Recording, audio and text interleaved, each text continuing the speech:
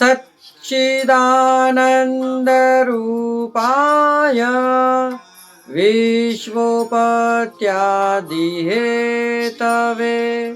तापत्रय विनाशाय श्रीकृष्णाय वयं नमः। पुष्टिमार्गीय सर्वज्ञ करुणारसपूरित श्रेष्ठ फलप्रदाता च तस्मै श्री गुरुवे नमः। जय श्री कृष्ण, राधे राधे, जय श्री वल्लभ प्रियजनों। दास का प्रणाम स्वीकार करें। ये दास आज आपके सामने उपस्थित है एक परम भगवदीय श्रीमद् वल्लभाचार्य जी के परम अनुयायी और परम भगवदीय वैष्णव, जिनके मस्तक पर ठाकुर जी पधारने के बाद उनकी मति ऐसी भ्रमित हुई कि जो ब्याज का पैसा से वो अपने घर का गुजर कर रहे थे, ब्राह्मण होने के बाद वह उन्होंने बंद कर दिया। श्री राधे। आज की यह कथा है एक ब्राह्मण की, जो के श्री बंगाल में रहने वाले थे। वह ब्राह्मण श्री गोसाई जी के परम कृपा पात्र वैष्णव थे। तो कथा प्रारंभ करने से पहले वैष्णवों, दास आपसे विनंती करना चाहेगा कि यदि आप हमारे चैनल पर नए हैं तो चैनल को सब्सक्राइब अवश्य करिएगा, जिससे नित्य प्रति की ऐसी ही रोचक कथाओं का लाभ आप रसपान घर बैठे ही कर सकें। शेयर करने के बाद कमेंट बॉक्स में राधे राधे, जय श्री वल्लभ अवश्य करिएगा। हम देख रहे हैं हमारे चैनल पे व्यूज बहुत आ रहे हैं, परंतु लाइक सब्सक्राइब भी बढ़ रहे हैं, परंतु कमेंट बॉक्स में एक राधे राधे और जय श्री वल्लभ लिखकर अपने आप को भी कृतार्थ करिए। प्रियजनों, कितनी देर लगती है, जितनी देर में आप ये कथा सुनेंगे, कथा सुनने के बाद सिर्फ जय श्री वल्लभ अवश्य लिखिए, जिससे इस दास को भी बड़ी प्रसन्नता होगी। तो चलिए शुरू करते हैं आज के एक ब्राह्मण की कथा। कहते हैं ये ब्राह्मण मथुरा के अंदर कपड़े का व्यापार करता था। कपड़े का व्यापार करने के बाद इस ब्राह्मण के पास जो द्रव्य आता था, तो उस द्रव्य से ये कुछ पैसे, मूड़ी रकम ब्याज पर चला दिया करता, और उस ब्याज से जो पैसा आता उसे अपने घर के गुजर में चलाता।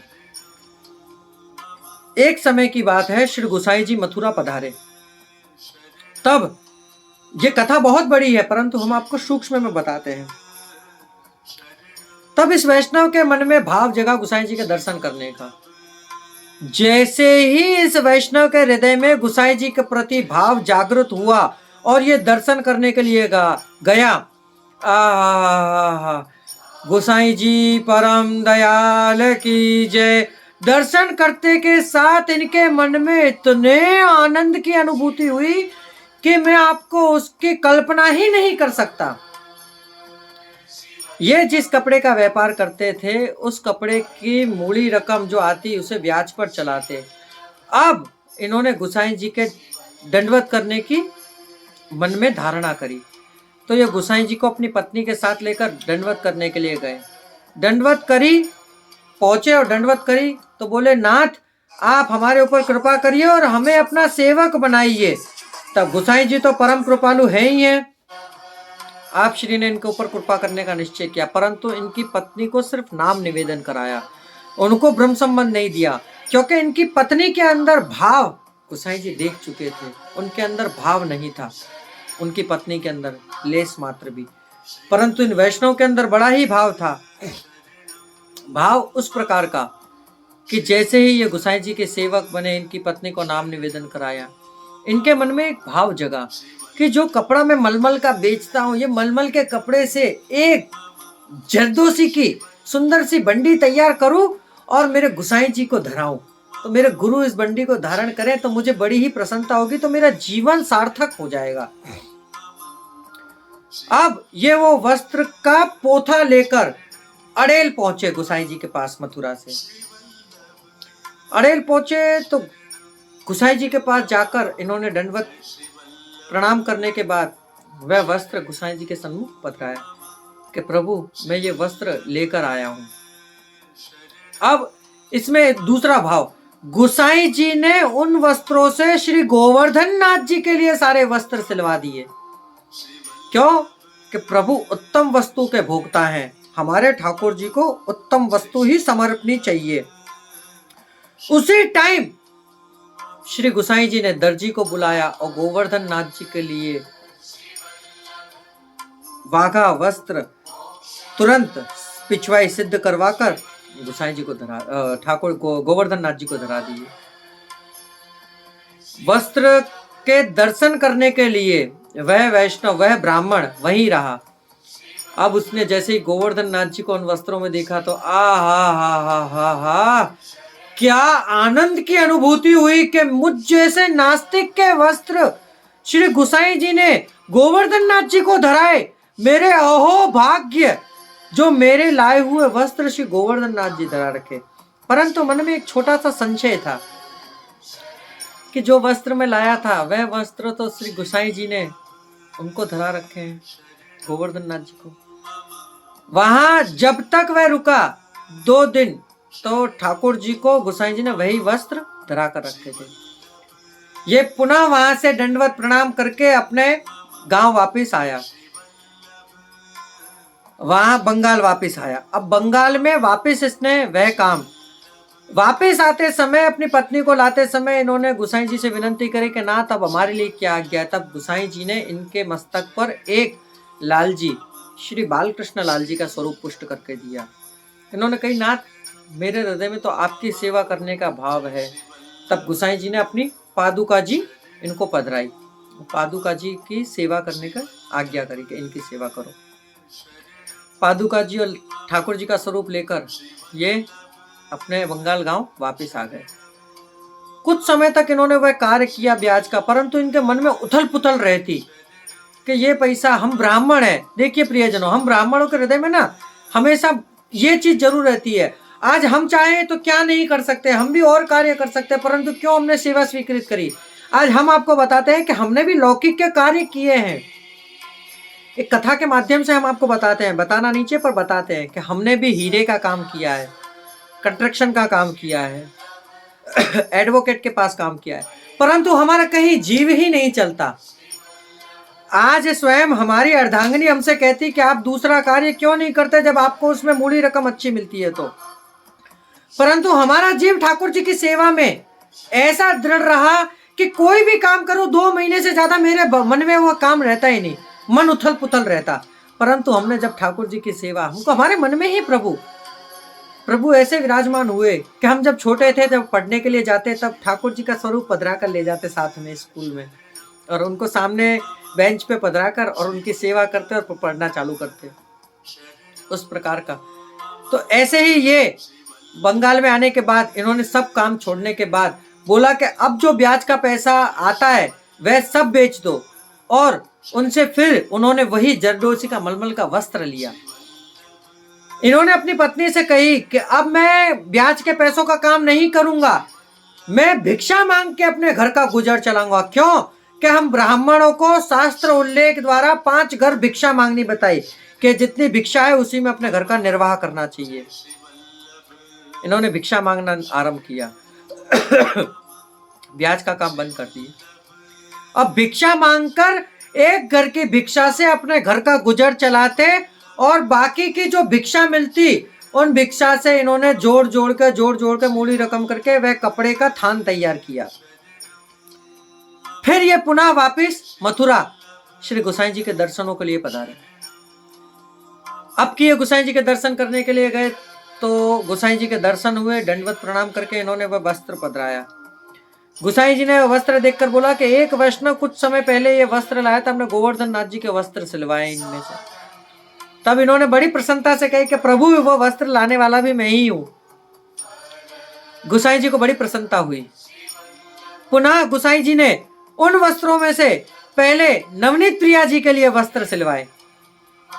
इन्होंने कही प्रभु मेरी एक विनंती है कि इसमें से एक बंडी एक आप अपने लिए सिलवाएं। गोसाई जी ने दर्जी बुलवाया, उसमें से पहले नवनीत लाल जी के वस्त्र सिद्ध करवाए, फिर जो वस्त्र बचा उसमें से अपने लिए बंडी सिद्ध करवाई।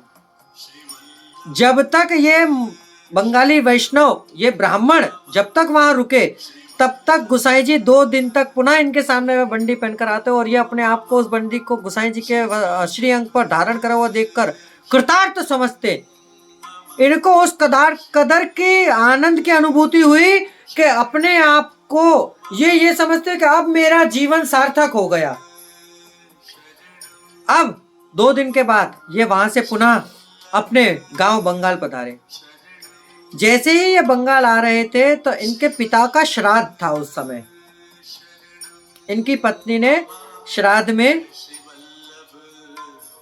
दाल, एक दिन पहले उड़द की दाल को भिगो कर रखा, अगले दिन उसको पीसकर वड़ा बनाए और वड़ा बनाने के बाद साथ में इन्होंने चटनी बनाई और ब्राह्मण को भोजन करा दिया। नहीं, ब्राह्मण को भोजन नहीं कराया था, क्षमा करें। वह वड़ा बनाने के बाद जैसे ही वड़ा बनाकर तैयार हुए ऐसे ही ये वहां पधारे। ये बंगाली ब्राह्मण जैसे ही वहां आए, ऐसे ही आने के बाद इनको इनकी पत्नी ने कही कि आप पहले संकल्प कर लीजिए और ब्राह्मण भोजन करा दीजिए। अब इनके मन में भाव तो जैसे गोसाई जी ने इनको ठाकुर जी पधरा कर दिए थे, तो इनके मन में ये भाव था कि पहले ये वड़े ठाकुर जी आरोगे। तो इनके वड़े आरोगने के लिए ठाकुर जी स्वयं मथुरा से और यहां पधारे बंगाल में इनके घर पे। इन्होंने अपनी पत्नी से कही कि कुछ मीठा नहीं है, तब मीठे में इनके घर पे गुड़ था, गुड़, तो वह गुड़ और वड़े इन्होंने ठाकुर जी को धरे। जबकि हमारे पुष्टि मार्ग में श्राद्ध का ठाकुर जी नहीं आरोगते हैं, परंतु इनके मन का भाव देखकर ठाकुर जी स्वयं वहां से यहां पधारे इनके लिए और ठाकुर जी ने इनके आरोगे। उस समय वहां पर राजभोग का समय था। गोसाई जी ने ठाकुर जी को राजभोग धरा था। राजभोग सराकर समय अनुसार राजभोग सराया, सराकर आचमन करके आरती करके स्वयं महाप्रसाद आरोगने के बाद गोसाई जी अनुसर करके ठाकुर जी का पौधने के लिए चले गए दोपहर में। तब शाम को उत्थापन के समय पर गोसाई जी को स्वप्न में ठाकुर जी ने आज्ञा करी कि गोसाई जी ने ठाकुर जी का मुखारविंद देखा तो मुखारविंद उतरा हुआ था। आज्ञा करी कि आज मैं भूखा रह गया। बोले क्यों नाथ, आपको राजभोग तो धरा था, आपने राजभोग क्यों नहीं आरोगा? कि आज मैं आरोगने के लिए वहां चला गया था, तुम्हारे उस वैष्णव ने, आपके उस वैष्णव को आपने जो पधरा कर दिया हमारा स्वरूप, तो उसने हमें बड़े ही अनुनय विनय के साथ ये धरा था गुड़ और बड़े, तो हमने तो वो आरोगे आज। गोसाई जी ने भीतरिया मुखिया जी को दोबारा से स्नान करवाकर राजभोग की सामग्री सिद्ध करवाई और पुनः राजभोग धरा। धरने के बाद यथाउचित समय होने पर अनौसर करने के बाद राजभोग सराय, राजभोग आरती करी और फिर उत्थापन भोग धरा। तब ठाकुर जी ने प्रसन्नता से आरोगा। ये सारे समाचार गोसाई जी ने एक पत्र में लिखे और पत्र में लिखने के बाद बंगाल में उस ब्राह्मण के वहां ब्रजवासियों को 2 को भेजा। वे 2 ब्रजवासी जैसे ही वह पत्र लेकर पहुंचे कुछ समय के बाद, तो उन्होंने वह पत्र देखा जैसे ही वह ब्राह्मण ने, तो उस पत्र को सर्वप्रथम तो अपने आंखों से, अपने हृदय से लगाया कि स्वयं प्रभु ने हमारे लिए पत्र लिखा। पत्र में जो लिखा था वह देखकर उनको बड़ा ही आनंद हुआ कि परिपूर्ण ब्रह्म मेरे यहाँ बड़े आरोगने के लिए पधारे थे। जय हो नाथ, जय हो आपकी। फिर उन्होंने प्रत्युत्तर लिखकर वह पत्र दोबारा भेजा। गोसाई जी ने वह पत्र वापस देखा और पढ़ा तो बड़ी ही आनंद की अनुभूति हुई। ऐसे कृपा पात्र वह ब्राह्मण गोसाई जी के वैष्णव थे कि इनकी कथा कहां तक कहें प्रियजनों। देखिए, भाव से यदि ठाकुर जी को आप जो चीज धराते हैं वह आरोगते हैं। भाव, आपके हृदय में सर्वप्रथम भाव होना अनिवार्य है, क्योंकि आप प्रभु को जो प्राप्त कर सकते हो तो भाव के द्वारा ही भाव प्राप्त कर सकते हो। समर्पण और भाव, ये 2 चीज आपके हृदय में होनी अति आवश्यक है। प्रियजनों, इतनी कथा के बाद अब आपसे दास विदा लेना चाहेगा। कल फिर एक नई कथा के साथ मुलाकात होगी। अब इस दास को आज्ञा दीजिए। जय श्री कृष्ण, राधे राधे, जय श्री वल्लभ।